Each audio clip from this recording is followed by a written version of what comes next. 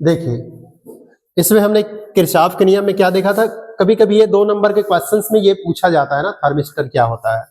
ठीक है, ताप प्रतिरोधक यह अर्धचालकों से बना ऐसा प्रतिरोधक होता है जिसका प्रतिरोध ताप बढ़ाने पर तेजी से क्या होता है, घटता है। ताप बढ़ाएंगे तो क्या घटता है, प्रतिरोध, मतलब धारा का मान बढ़ जाएगा। ठीक है ना, देखो इसे विद्युत ब्रिज के एक भुजा में जोड़कर 0.005 डिग्री सेल्सियस तक के ताप परिवर्तन को मापा जा सकता है। इसका उपयोग टेलीविजन अभिग्राही जो एंटीना बोलते हैं, टाइम रिले स्विच, वोल्टता नियंत्रक आदि में किया जाता है। ये टाइम रिले स्विच कहने का मतलब ये होता है जैसे हमारा जो स्विच को हम एक टाइम पे फिक्स कर दिए हैं, उसके बाद में अपने आप बंद हो जाता है ना, उस पर डिपेंड करता है। किरचॉफ के नियम के बारे में बताया था, ठीक है ना, कि इसके कितने नियम हैं, 2 नियम। पहला नियम क्या कहता है, तो पहला नियम कहता है कि कोई भी जो संधि है हमारा, जैसे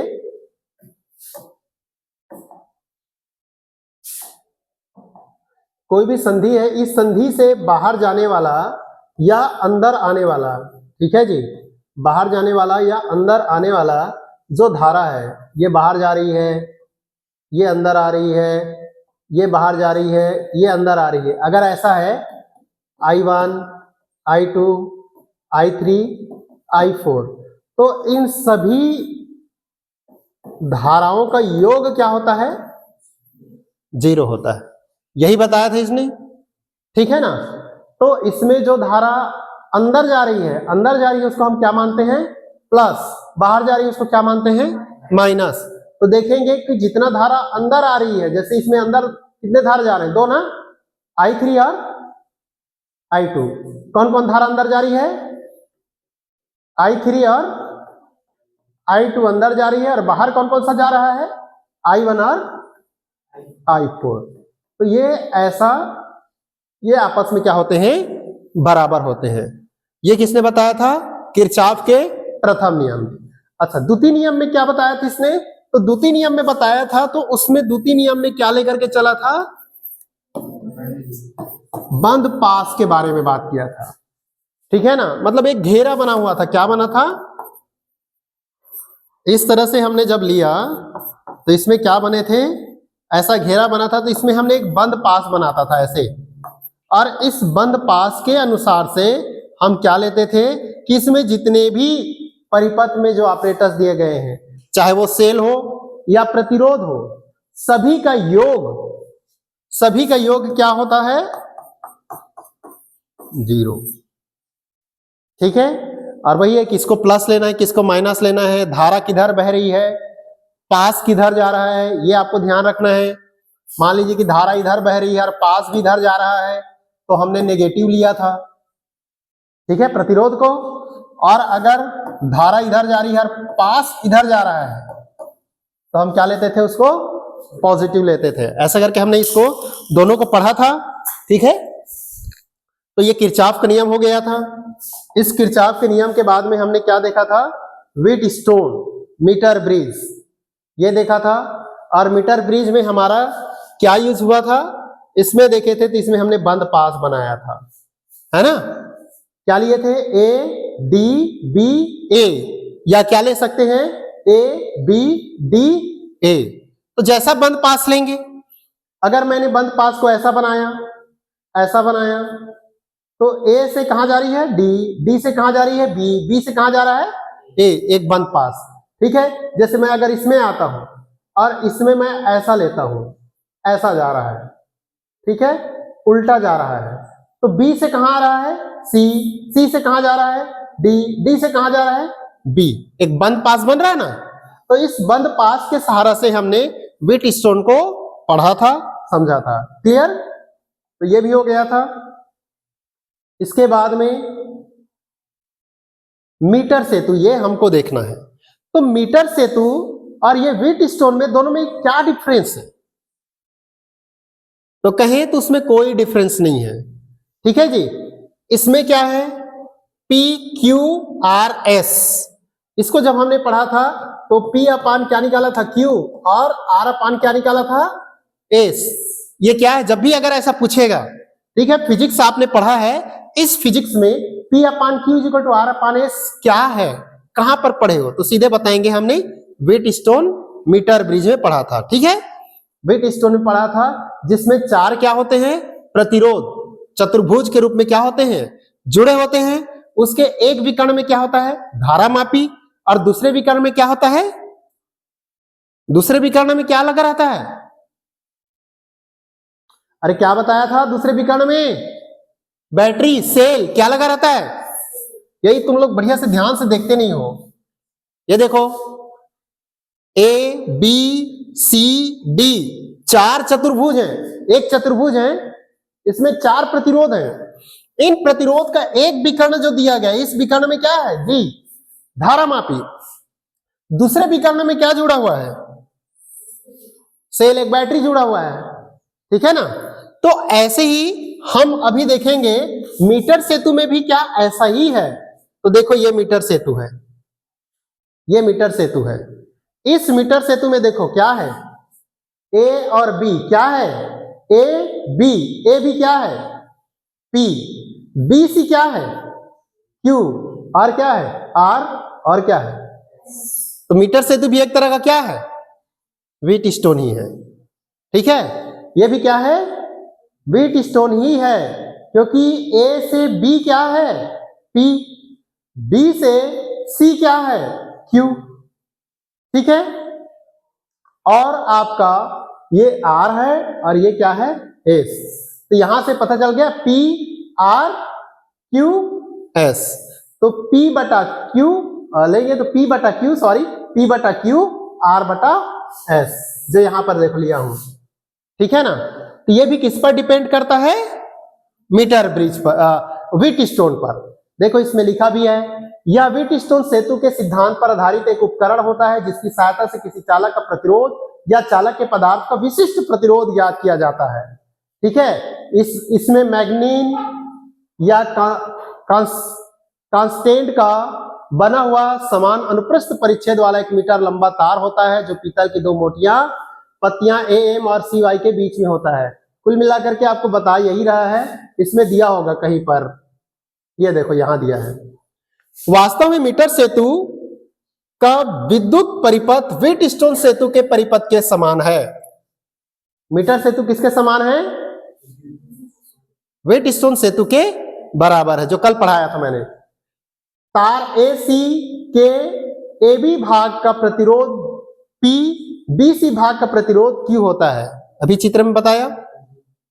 AD के बीच का प्रतिरोध R और CD के बीच का प्रतिरोध S है। इस प्रकार मीटर सेतु में भी चार प्रतिरोध P, Q, R और S होते हैं। AC के बीच सेल E तथा BD के बीच धारामापी संयोजित है। देखिए AC के बीच A और C के बीच में क्या लगा है, A और C के बीच में क्या लगा है, बैटरी लगा है ना, सेल लगा है। और क्या दिया है, BD के बीच धारामापी। देखो ये B है और ये D है, BD के बीच में क्या है, धारामापी है। ठीक है, तो मान लो सिरे के A से संतुलित बिंदु B की दूरी AB है। जब मैं इसको चित्र में बताऊंगा तो क्या बोलते हैं, प्रैक्टिकल में बताऊंगा तो आपको समझ में बेहतर ढंग से आएगा। जो यहां पर, मैं इसको पहले देख लो, यहां से यहां तक का दी गई है, ये क्या है, 100 सेंटीमीटर है। A से C के बीच में क्या है, 100 सेंटीमीटर दी गई है। ये जो आपका धारामापी दी गई है, यहां पर ये होता है, इसको बोलते हैं हम जौकी।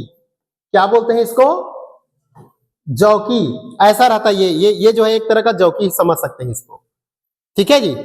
अब इसको क्या करेंगे, ये जो गैल्वेनोमीटर जो होता है धारामापी, इस धारामापी का यहां पर क्या होता है, 0। इधर होगा 1 2 3 4, इधर होगा 1 2 3 4। देखिए अगर मैं इधर ले जाऊं, इधर छुआऊं इसको, इस जौकी को यहां छुआऊंगा तो ये इधर घूमेगा। इधर अगर छुआऊं तो ये इधर घूमेगा। ठीक है, यहां बीच में है, इधर छुआया तो ये इधर जाएगा, उधर छुआया तो इधर जाएगा। इससे हमको समझ में आ जाएगा कि हमने तार को सही सही जोड़ा है। ठीक है जी। ये इधर जाएगा तो उस ओर हम जौकी को ले गए हैं, अगर ये इधर जाएगा तो चौकी को हमने इस ओर ले गया है। इसका मतलब है कि इसके बीच में कहीं पर अगर मैं ले जाऊं, जैसे यहां ले जाऊं या यहां ले जाऊं या यहां किसी एक कोने पे ले जाऊंगा, तो इसका मान जैसे इधर ले गया, ठीक है जी, तो इधर से इसको लाते जाऊंगा तो एक स्थिति ऐसा आएगा कि धीरे धीरे ऊपर जाएगा ना, ये ऊपर जाएगा और ऊपर जाते जाते यहां पर जीरो हो जाएगा। क्या हो जाएगा? जीरो होगा। धारा मापी का काम क्या होता है कि परिपथ में धारा बह रही है कि नहीं बह रही है उसको दिखाता है ये। अब हमने इधर लाया उधर रखा तो इधर आया, इधर लाया तो इधर आया, इसका मतलब है कि इसमें धारा बह रही है। ठीक है, अब धारा बह रही है तो हमने चौकी को जब इसमें चलाया ना, तो वो एक जगह पे, जैसे हमने कहीं पर भी एक जगह पे हमने जो चलाया, ठीक है जी, कहीं एक जगह पे हमने चलाया कि यहां पर रखा इस 40 सेंटीमीटर पर, और 40 सेंटीमीटर पर ये कहा आ गया जीरो। तो किस स्थिति में आ गया? संतुलन की स्थिति में। कैसा आ गया? संतुलन की स्थिति में। तो हमारा यहां से यहां तक की दूरी को क्या मानेंगे? एल मानेंगे। कितनी दूरी पर संतुलन आया? एल दूरी पर। अगर 20 में आता है तो 20 को क्या मानेंगे हम? एल। और अगर वो 50 या 60 में आता है तो ये क्या कहलाएगा? एल। समझ में आया जी? इतना आ गया। तो 100 सेंटीमीटर में हम एल को क्या कर देंगे? माइनस। 100 सेंटीमीटर में एल को क्या कर देंगे? माइनस कर देंगे। यही हमको निकालना है इसमें। तो देखो यहां पर जो दी गई है क्या कहता है, ये देखिए, मान लो सिरे ए से संतुलन बिंदु बी की दूरी ए बी बराबर कितना है? L centimetre. कितनी है? बिंदु बी की दूरी, ए से संतुलन बिंदु बी की दूरी ए बी बराबर एल सेंटीमीटर। तो जैसे 40 ए से यहां बी बिंदु है ना, ए से बी के बीच की दूरी को हमने कितना माना? 40। अब इस 40 सेंटीमीटर को मैंने क्या मान लिया? एल। क्या मान लिया? एल। तो बाकी यहां से यहां तक की दूरी कितना हो जाएगा? 100 में उस एल को क्या कर दो? माइनस कर दिया यहां पर। तो ये दूरी किसका दूरी कहलाएगा? बी से सी। किसका दूरी है ये? बी सी का दूरी है 100 माइनस एल। और ए से बी की दूरी कितनी है? ए से बी की दूरी कितनी है? एल। क्लियर? दीपिका समझ में आ रहा है? आ रहा है ना? क्यू क्या है? देखिए क्यू क्या है, तो क्यू और पी के बारे में देखेंगे तो P बराबर L इंटू एक्स, क्यू बराबर 100 माइनस L इंटू एक्स, जहां पर x क्या है? जहां x तार AC की प्रति सेंटीमीटर लंबाई का क्या है? प्रतिरोध। x को क्या मान लिया हमने? प्रतिरोध। तो P तार में, ये जो P है, इस P में लंबाई कितना मान लिया हमने? L। तो L पे प्रतिरोध कितना होगा? तो प्रत्येक में प्रत्येक बिंदु पर प्रतिरोध निकलेगा ना। और Q के लिए अगर हम देखेंगे, क्योंकि A से B क्या है? P है, B से C क्या है? Q है। और Q के लिए अगर देखेंगे तो Q क्या हो जाएगा? 100 माइनस L इंटू क्या हो जाएगा? इतने तार में प्रतिरोध, इतने तार में प्रतिरोध। क्लियर? व्हीटस्टोन सेतु क्या कहता है? व्हीटस्टोन सेतु क्या कहता है? P upon Q is equal to R upon S। समझ में आ गया? चलिए देखते हैं। हमने P क्या निकाला? L इंटू एक्स निकाला। Q क्या निकाला हमने? 100 माइनस L इंटू एक्स निकाला। और हमारे पास क्या है? P upon Q is equal to R upon क्या है? S। P में मान रख दें, P का मान रखें तो P का मान कितना हो जाएगा? L into x. Q का मान रखें 100 माइनस L इंटू क्या होगा? X। R बटा क्या हो जाएगा? S। ये दोनों क्या हो जाएंगे? कट जाएंगे। तो क्या मिलेगा? L और मिलेगा 100 माइनस L R, और क्या हो जाएगा? ये जो S है ना, यही संट है, इसी का हमको मान ज्ञात करना है। किसका मान ज्ञात करना है? एस का मान, किसका मान, एस। तो एस जाएगा ऊपर, एस जाएगा इधर और एल आएगा इधर। तो ऊपर में कितना है, आर है, और ये 100 इधर आ जाएगा, तो 100 माइनस क्या हो जाएगा, एल। नीचे कितना आ जाएगा, एल। ये सूत्र है। इस सूत्र की सहायता से हम अज्ञात प्रतिरोध का मान को क्या कर सकते हैं, निकाल सकते हैं। यही हमको फिल करना था, बस, बाकी कुछ नहीं है। आर और एल का मान ज्ञात होने पर उपर्युक्त की सूत्र से एस की गणना की जा सकती है। यही आपको सिद्ध करना होगा, और ये कभी कभी 5 नंबर में आ जाता है। ये मीटर सेतु 5 नंबर के क्वेश्चन में आते हैं। और है क्या इसमें, कुछ है, कुछ है समझने लायक? आखिरकार टूट ही गया। देखो जी, इसको दो तो कुछ नहीं है इसमें सीखने के लायक। अगर हमको मीटर सेतु पता है तो हम इसको आसानी से क्या कर सकते हैं, जान सकते हैं। क्लियर? आगे बढ़े, बन जाएगा ना? क्यों अमृता, बन जाएगा ना? ठीक, आगे देखिए,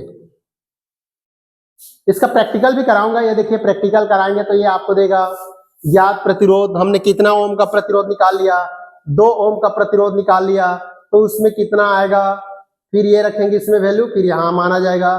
3 ओम का निकाल लिया, फिर यहां देखेंगे 4 ओम का निकाल लिया। मैं इसका प्रैक्टिकल करा के आपको बता दूंगा, ठीक है? ओके, आगे देखिए, विद्युत वाहक बल, ये तो कल बताया था ना इसको। ये एप्सिलॉन बराबर W बटा Q, ठीक है? इसका मैं क्या बोलते हैं, अंतर को बोला था, ये विद्युत वाहक बल और विभवांतर का अंतर को निकालना, ठीक है? सेल का आंतरिक प्रतिरोध, ये भी पढ़ाया था मैं, विद्युत अपघट्य वाली बात थी, ठीक है ना? ये सूत्र है, ये वाली सूत्र। विद्युत ऊर्जा, ये विद्युत ऊर्जा एवं विद्युत शक्ति क्या होता है, इसको देखिए। जब किसी चालक, ये हमारा लेते हैं, जब किसी चालक के सिरों पर विभवांतर आरोपित किया जाता है, मतलब बटन को ऑन करते हैं, तो चालक के भीतर एक विद्युत क्षेत्र उत्पन्न हो जाता है। ये तो हम ऑलरेडी पहले से पढ़ते आ रहे हैं। जब भी किसी परिपथ पर हम बटन ऑन करते हैं, विद्युत विभवांतर लगाते हैं, तो उस चालक के प्रत्येक बिंदु पर क्या उत्पन्न हो जाता है, विद्युत क्षेत्र उत्पन्न हो जाता है। तो यहां देखिए दिया है, ये ए और ये क्या है, बी। ए और बी के बीच में क्या लगा हुआ है, क्या लगा है, प्रतिरोध लगा है, ठीक है? तो जिससे चालक ए बी में उपस्थित इलेक्ट्रॉन धनात्मक सिरों की ओर त्वरित होता है। तो इसमें जो इलेक्ट्रॉन है वो किधर जाएगा, ये धन है, बड़ा वाला लाइन धन होता है, बोला था ना।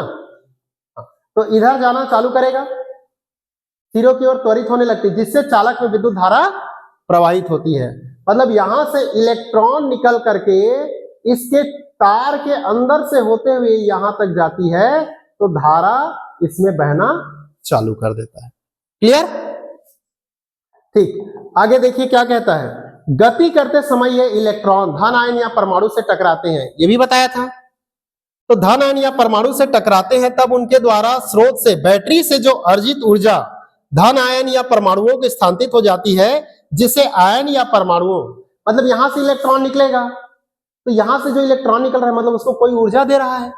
ऊर्जा कौन दे रहा है, विद्युत वाहक बल। कौन दे रहा है, विद्युत वाहक बल उसको धकेल रहा है। और धकेल करके आगे, जैसे मान लीजिए कि मैं कोई यहां पर खड़े हैं, है ना, उसको धक्का दूंगा, तो मेरी जितनी ताकत है उसको धक्का दूंगा, उतनी ही ताकत से वो आगे जाएगा। हल्का धक्का दिया तो थोड़ा दूर जाएगा, ज्यादा धक्का दिया तो ज्यादा दूर तक जाएगा। तो यहां से उसको पुश करके एक ऊर्जा दी गई, उस ऊर्जा से ये इलेक्ट्रॉन निकल करके जा रहा है, तो धन आयन या परमाणु से टकराएगा तो उसका ऊर्जा क्या होगी, कम होता जाएगा ना। तो ऊर्जा कम होगा तो देखिए क्या कहता है उसको, जैसे ही उसको धन आयन या परमाणु से टकराया तो कंपन की औसत गतिज ऊर्जा क्या हो जाती है, बढ़ जाती है, तथा चालक का तापमान क्या हो जाएगा, टक्कर मार रहा है तो तापमान तो बढ़ेगा ही। तो तापमान बढ़ता है, इलेक्ट्रॉनों की यह ऊर्जा जो विद्युत स्रोत से प्राप्त होती है।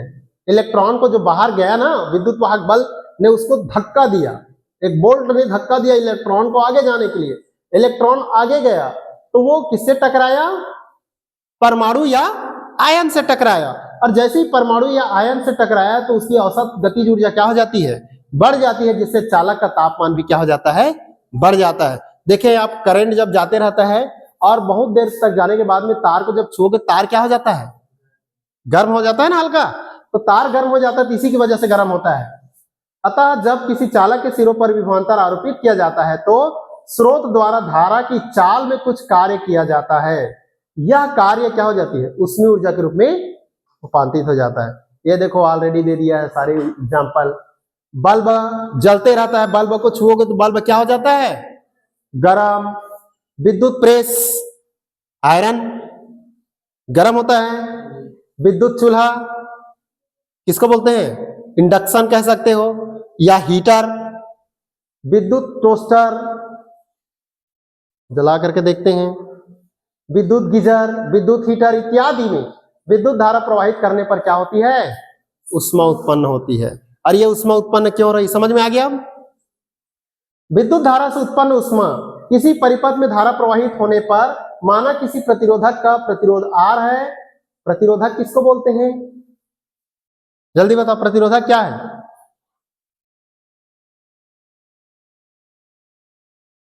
हे भगवान, फिर मैं क्या पढ़ा रहा हूं तुम लोग को। अरे जो चालक है जिसमें धारा बह रही है, ठीक है, तो धारा बहने के लिए रोकने का जो काम कर रहा है वो क्या है, हाँ प्रतिरोधक है। जो रोक रहा है वो प्रतिरोध है। रुक क्यों रहा है, प्रतिरोध के कारण रुक रहा है, और रोकने का जो काम कर रहा है वो क्या है, प्रतिरोधक है। ठीक है, इसके सिरों पर टी समय में विभवांतर भी आरोपित होने पर धारा, ये तो हम जानते हैं, V बराबर W बटा Q, पढ़ चुके हैं ऑलरेडी, विभव पढ़े हैं ना, तो W बराबर क्या हो जाएगा, V इंटू Q, मतलब ये तिर्यक गुणा हो जाएगा।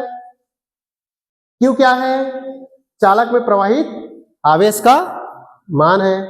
अतः धारा I के कारण उत्पन्न ऊष्मा H बराबर, देखिए ये जो W है, ये W क्या बन रहा है, ये जो कार्य है ना, क्या है, कार्य। यही कार्य किसमें उत्पन्न हो रही है, कार्य किसमें उत्पन्न हो रही है, ऊष्मा पर उत्पन्न हो रही है। ठीक है, तो H बराबर VI इंटू क्या हो जाएगा, T। T क्या है, समय। T क्या है, समय है। अब देखिए H बराबर हमको क्या मिल गया, VI इंटू क्या मिला, T। ठीक है, हमारे पास में V बटा I बराबर क्या होता है, R होता है। तो V बराबर क्या लिख सकते हो, V बराबर क्या लिख सकते हो, I R। और क्या लिखा जा सकता है, I बराबर क्या लिख सकते हो, V बटा R लिख सकते हो ना। तो यहां पर चाहे तो V का मान भी रख सकते हैं, इसमें अगर V का मान रखूं, यहां पर V का मान रखूं तो H बराबर क्या मिलेगा जी, I R इंटू क्या मिलेगा, IT मिलेगा ना। ये I R, ये V की जगह में रखा, यहां पर रखा ना V की जगह में। अब क्या हो जाएगा, H बराबर I 2 है ना, I का वर्ग R T। समझ में आया ये।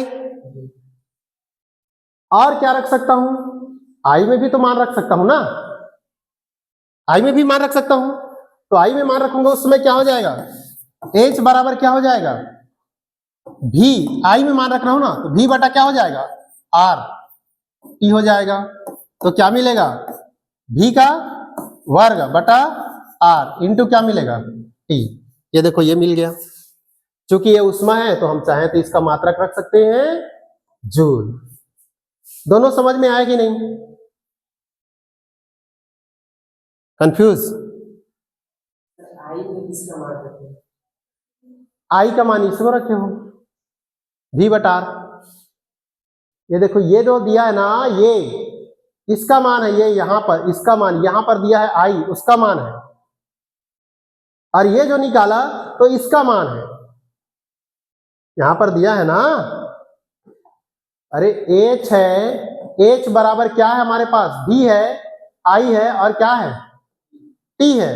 तो एक बार मैंने मान रखा V का मान, दूसरे बार में किसका मान रखा, I का मान। जब आई का मान रखा, भी का मान रखा तो ये वाला मान मिला, आई का मान रखा तो ये वाला मान मिला। ठीक। अब 1 नंबर के क्वेश्चन आने वाला है। जूल का कैलोरी में रूपांतरण, यदि तार में धारा प्रवाहित करने पर उत्पन्न ऊष्मा कैलोरी में हो तो उत्पन्न ऊष्मा का मान H/J कैलोरी होगा। ये जो दिया गया है आपको याद रखना है, इसको ये लिख लो चाहो तो। 1 जूल बराबर कितना होता है? ठीक है, जहां जूल नियतांक है जिसका मान J बराबर है 4.18 जूल पर कैलोरी होता है, अर्थात 1 कैलोरी बराबर कितना, तो 4.18 जूल।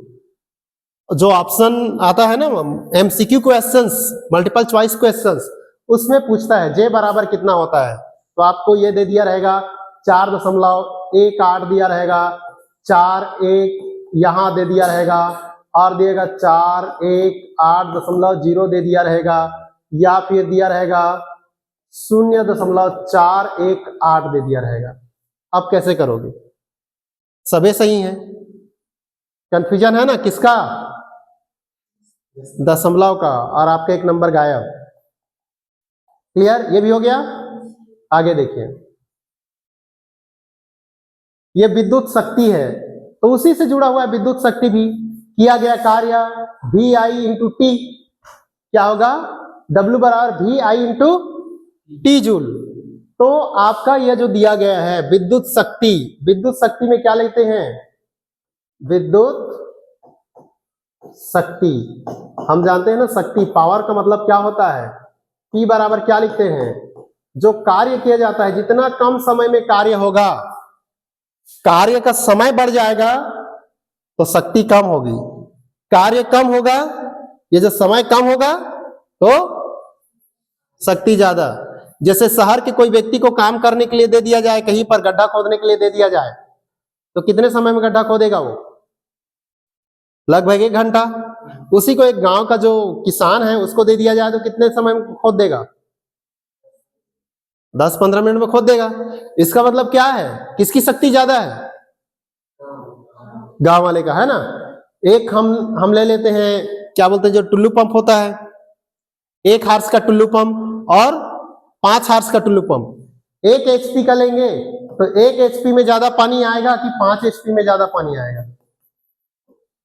इसको हॉर्स पावर बोलते हैं ना। क्या बोलते हैं? Horse power. और इसको हिंदी में बोलते हैं अश्व शक्ति। क्या बोलते हैं? अश्व शक्ति, घोड़े जैसी ताकत, अश्व शक्ति HP। ठीक है, हाफ HP का भी टुल्लू पंप आता है ना, हॉर्स पावर। तो कहने का मतलब है कि किसका पावर ज्यादा है? 5 HP का। ठीक है, तो हमारा W बराबर हमने क्या पढ़ रखा है? W बराबर पढ़ रखा है VI/T। तो हम जानते हैं P बराबर क्या होता है? W/T। तो P बराबर क्या हो जाएगा? W का मान रख दो, VI/T अपान क्या हो जाएगा? T। T क्या हो जाएगा? कट जाएगा। V और क्या मिला? पुनः वही मान रखना है, V का मान रख दोगे तो IR हो जाएगा। V का मान रखोगे तो क्या होगा? V का मान रखोगे तो IR और क्या होगा? I का वर्ग क्या हो जाएगा? R। और V का मान रख दोगे तो क्या हो जाएगा? इसका I का मान रखोगे तो क्या हो जाएगा? V इंटू V अपान क्या हो जाएगा? RI। तो क्या लिखेंगे? V का वर्ग बटा R और क्या हो जाएगा? I। ये देखो रखा है यहां पर। V बराबर IR होता है, P बराबर I का वर्ग R, है ना। हमारा देखो कहां पर है ये, P बराबर I का वर्ग R है, और क्या है? P बराबर V का वर्ग R, ये नीचे वाला है। ठीक है, ये नहीं रहेगा क्योंकि I का मान रखे हो आप। समझ में आ गया? समझ में आया? शक्ति का मात्रक क्या होता है?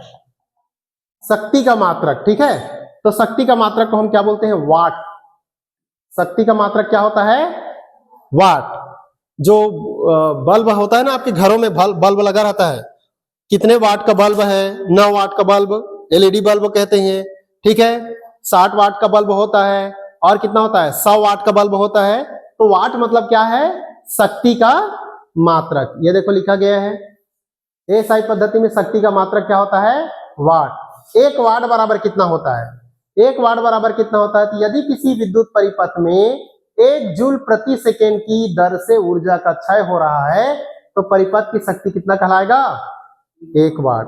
1 वाट बराबर 1 वोल्ट गुणा एम्पियर। यदि किसी परिपथ में 1 वोल्ट विभवांतर आरोपित करने पर 1 एम्पियर धारा प्रवाहित होती है, तो परिपथ की विद्युत शक्ति कितनी होगी? 1 वाट। इसको लिख लो, 1 किलोवाट 10⁻³ वाट होता है, 1 मेगावाट 10�6 वाट होता है।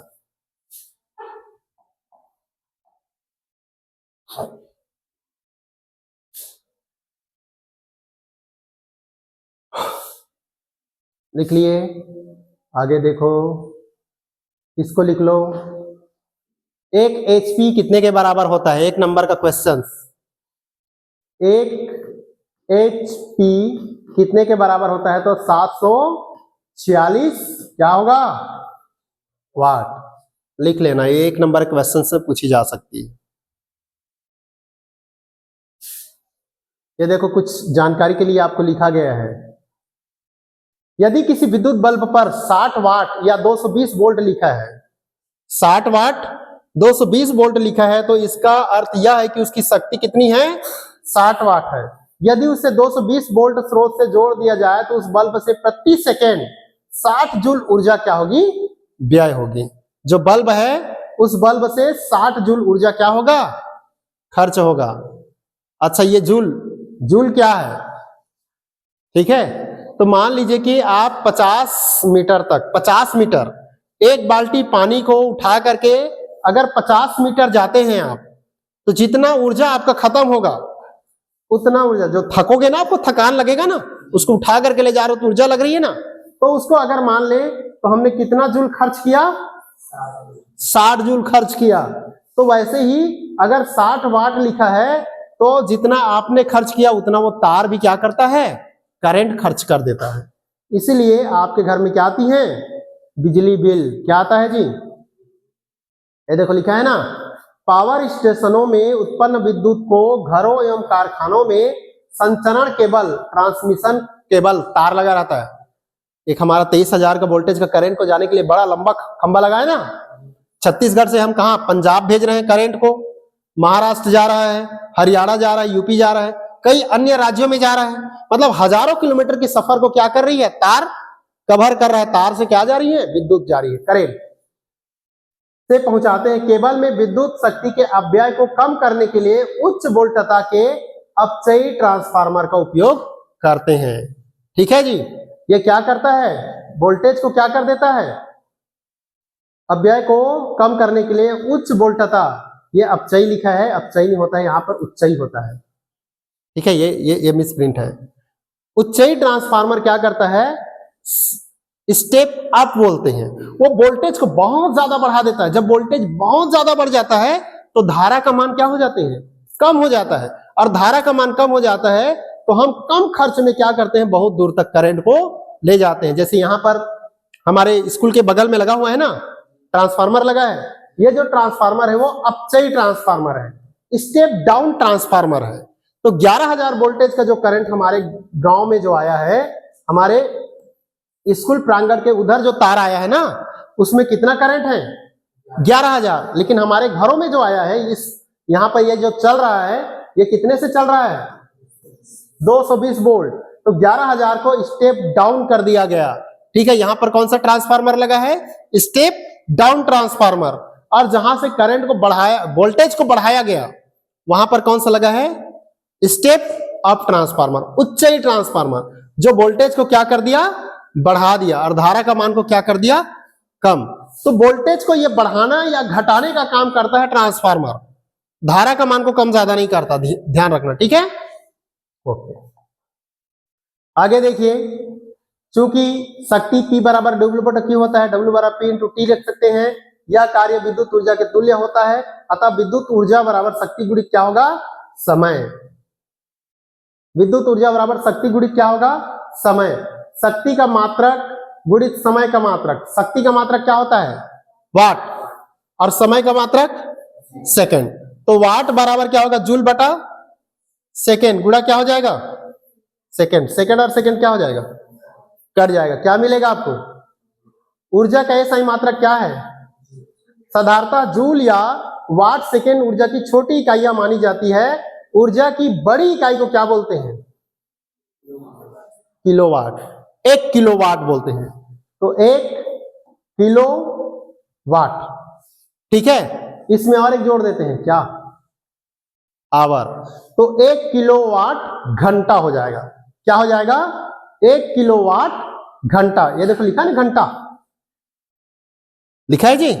1 किलोवाट घंटा, तो उसको क्या बोलते हैं?